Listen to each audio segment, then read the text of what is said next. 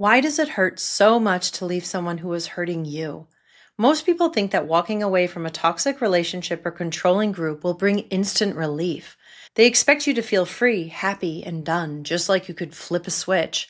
But if you've been there, you know it is not that simple.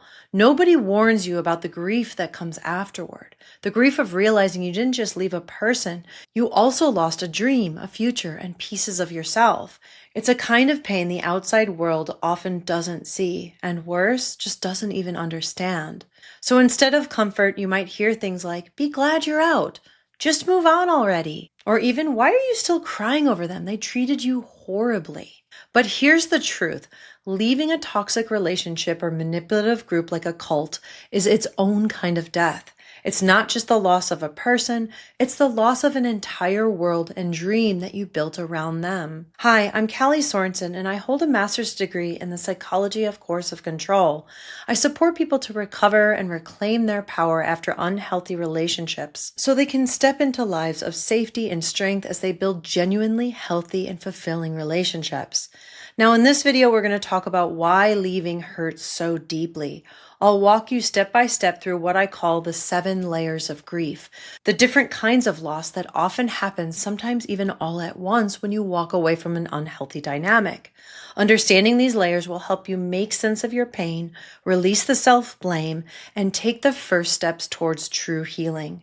By the end, you'll see that you're not broken for feeling this way. You are human. And with clarity, support, and time, you can move forward and build a life that's truly yours.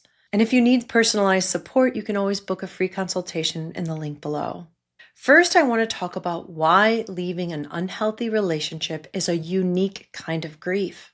When most people think of grief, they think about death, a loss of a loved one, a clear physical ending. It's painful, yes, but it's something that the world recognizes and understands. People bring flowers, food, send sympathy cards, offer comfort because they understand and see your loss. But leaving a toxic relationship or a cult is a very different kind of death and grieving. It's a death that doesn't come with understanding and community support most of the time. Instead of empathy, people might say things like, "You should feel relieved. Just move on already. Don't cry over them. You deserve way better."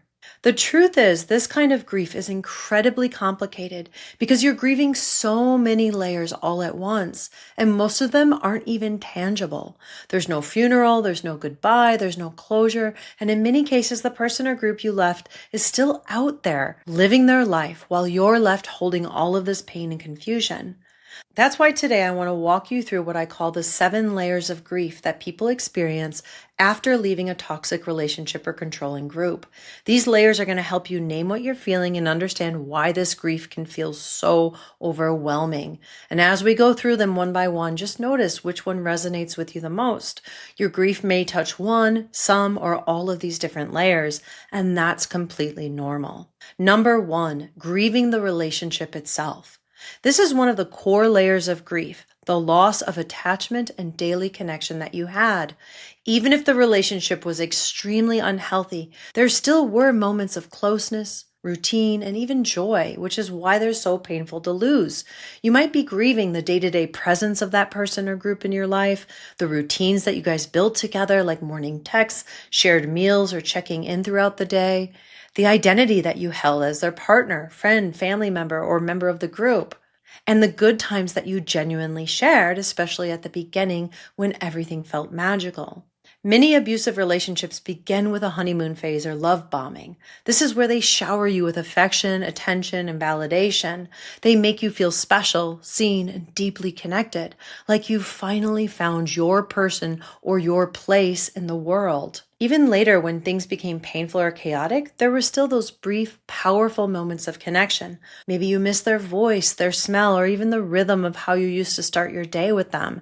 Maybe you remember those magical early days when they made you feel so loved and cherished. Those late-night conversations, the laughter, the moments when things were good. And even though you know now that the relationship was very unhealthy, there's still a hole where that connection used to be. It can feel like you're losing a piece of your daily life. That absence can be incredibly painful because you're not just grieving what the relationship became in the end, you're grieving what it once felt like at its very best, even if those moments were fleeting. Number 2, grieving the fantasy. This grief isn't just about the real relationship, it's about what you thought you had.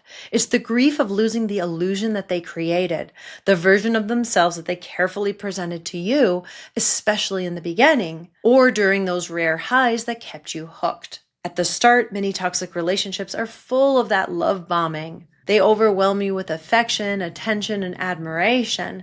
They make you feel special, deeply seen, and completely cherished. It feels like you finally found your person, your safe place, or the perfect community where you truly belong. Those moments are powerful because they're designed to be. They create a chemical high in your brain, a rush of dopamine and adrenaline that feels intoxicating.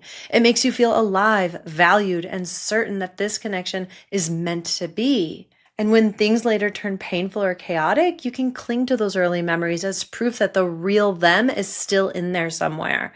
And you might tell yourself, well, if I just try harder, if I just wait, maybe we can get back to how it was at the start. You might replay those magical early days in your mind, the long conversations where they seemed to understand you completely, the deep affection that they showed, the big promises of a future filled with happiness and security. It all felt so real, so solid, like a dream that you never wanted to wake up from. And even as the relationship starts to unravel, a part of you keeps hoping to return to that original version of them, the version they pretended to be, that mask. And that hope can be incredibly hard to grieve and let go of. Because in many ways, you're not just grieving the person you were with, you're grieving the fantasy of what you thought it could be. You're mourning the dream of a love, a connection, or a community that was never fully real, but felt completely real in your heart. And that's why this grief is so confusing and so painful, because you're mourning something that never truly existed. But to you, in those moments, it felt like everything. Number 3, grieving the future that you imagined. This type of grief cuts especially deep because it's about the potential, the life that you thought you were building, the future you believed was waiting for you. It's not just grieving what was, but grieving what will never be. When you were in the relationship or a part of that group, you likely had a vision in your mind, a clear picture where you were headed together. Maybe it was a beautiful home, a wedding, children, or adventures you planned to take side by side. Or maybe it was about belonging to a group or community, rising in leadership, contributing to something meaningful, or finally feeling like you had a safe place to grow and thrive. These weren't just passing daydreams. They were hopes that you nurtured, dreams that you invested your heart and energy into, plans you fully expected to see come to life. And that's why this grief can feel so heavy.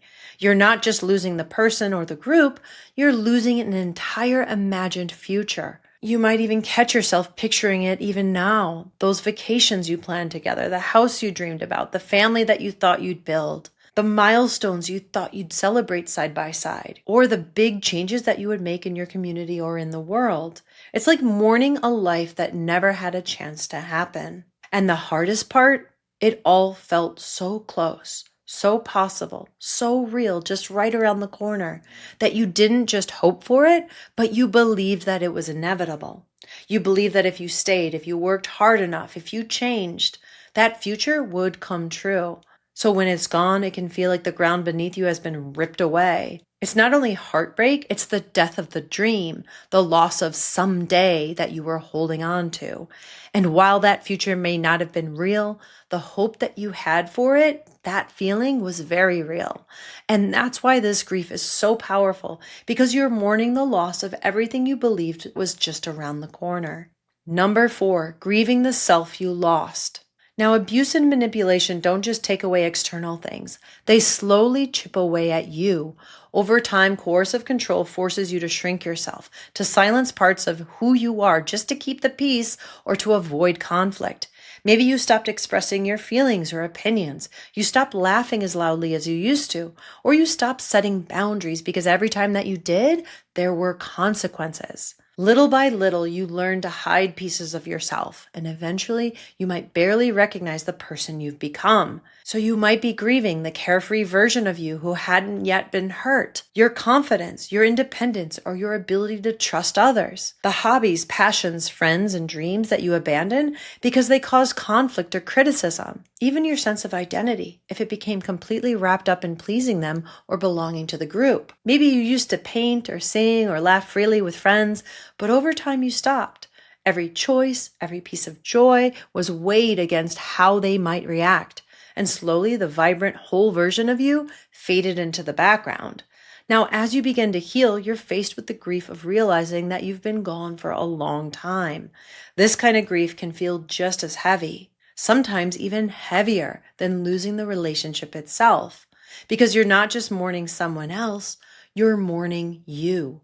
The version of yourself that you haven't seen in years. The version that was silenced, hidden, or even erased in order to survive. This part of the grief is about rebuilding. It's about slowly reconnecting with yourself, your voice, your dreams, your joy, and realizing that while they may have tried to destroy those pieces of you, you have the power to bring them back stronger than ever before. Number 5, grieving the investment you poured in. This layer of grief is about everything that you gave. It's the heartbreak of realizing that all of the time, energy, and love you poured into this relationship or group wasn't honored or reciprocated. You believed that you were building something safe and lasting, only to discover later that your trust and sacrifices were exploited, manipulated, or taken for granted. You're grieving the time you can never get back. Those months, years, or maybe even decades that you spent hoping and trying and fighting to make it work. You're grieving the energy and emotional labor that you poured into keeping things afloat, constantly walking on eggshells, managing their moods, and carrying the weight of a relationship or a group that was never truly balanced. And then there are the tangible sacrifices, the money or material resources you gave up, the opportunities you turned down, jobs that you didn't take, friendships that you let fade, because staying felt like the only choice at that time. Maybe you passed up a big job offer because they didn't want you to move. Maybe you spent years financially supporting them only to be left drained emotionally and financially while they gave nothing back. Or maybe you gave up pieces of your own dreams so theirs could come true. You're grieving the love and care you offered, all the ways you showed up, all the ways you gave your heart, only to be met with indifference, manipulation, or betrayal. You might be grieving the sexual or physical ways you gave yourself, the moments of intimacy that were not rooted in love or safety, but in pressure, obligation, or fear of what would happen if you said no. When your body is given under coercion, even subtle coercion, it can leave scars that run deep.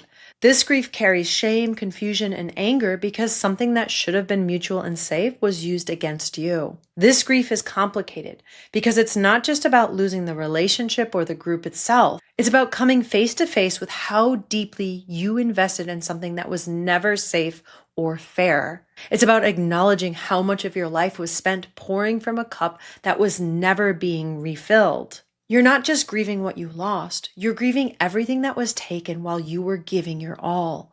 This stage of grief can feel like betrayal mixed with heartbreak, but naming what you gave, your time, your energy, your body, your dreams, is the first step towards reclaiming it.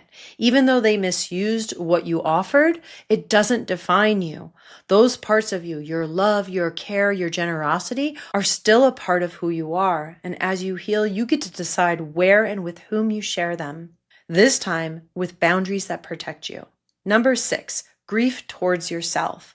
This is one of the most painful and least talked about forms of grief. The grief that you feel towards yourself. The thoughts that keep ruminating in your head might sound like, how could I have fallen for this? Why didn't I see the red flags sooner? Why didn't I leave when I had the chance? Why did I keep going back? I can't believe I wasted so much of my life on this person. This grief is tangled up with self-blame and regret. You might find yourself replaying moments in your head trying to rewrite history, imagining how things could have been different if you had just acted faster or trusted your gut earlier. But here's the truth. You were targeted. Coercive, controlling people are masters of manipulation. They deliberately hide their true selves until you are deeply invested. It's like walking into a carefully laid trap, and once you're inside of it, you can't see clearly. This isn't a reflection of your intelligence, strength, or worth. It's a reflection of how skilled they were at deception. Still, even knowing this, it's completely normal to feel anger, sadness, and regret towards yourself. You're grieving the version of you that trusted so deeply, the version of you who stayed because you believed love or loyalty could fix things, the version of you who wanted so badly to believe the best in someone who was harming you. This layer of grief takes time to heal because it's really about learning to forgive yourself and placing the blame where it truly belongs, on the person or group who manipulated and harmed you. Healing begins when you can look at yourself with compassion and say, I was never weak. My empathy, kindness, loyalty, and hope were exploited. Those same traits are actually your greatest strengths. As you heal, you can begin to reclaim them, this time with boundaries and wisdom to protect yourself. Number 7, grieving your community. Sometimes the grief goes beyond just one person or one relationship. For example, if the relationship or group was deeply tied to a wider circle, whether that be other friends, family, or spiritual community or social network, leaving can mean losing all of it all at once. You might face shared friends who now feel forced to pick sides, family relationships that were damaged by manipulation, lies, or loyalty tests, a group or an organization that you once relied on for belonging that now feels unsafe or closed off to you. When you walk away, you might also lose all of the friends who believed the lies, the in-laws who turned against you, or even an entire community you once thought of as family. It can feel like the world you built has been completely erased overnight, leaving you standing alone, wondering who you can trust and where you truly belong. This kind of loss is incredibly isolating because you're not just grieving a relationship, you're grieving an entire ecosystem of connection that used to feel like home. And when you put it all together, it's easy to see why leaving a toxic relationship or group feels so overwhelming, because it's not just one loss. It's so many losses happening all at once. The relationship itself, the fantasy they sold you, the future you imagined, the version of yourself that you had to bury to survive, everything you gave and invested, the anger and grief you carry towards yourself for not seeing it sooner or leaving earlier, and sometimes that entire community or support network. So no wonder why the pain runs so deep. But here's the truth. Understanding these layers can help you name what you're feeling and remind you that your grief is not a weakness. It is so normal and it's so human and it's part of the process. And even though so much has been taken, you are still whole inside and you have the power to create and shape a future that is truly yours and even stronger than before.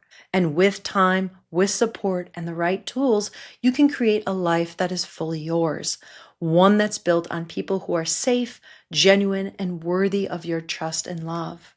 And if you're ready to take that next step in your healing, I offer one-on-one private sessions. You can book a free consultation in the link below. Also, you can join my Become Ungroomable course, which is designed to help you heal from grief, rebuild your confidence, reclaim your boundaries, and protect yourself from future manipulation.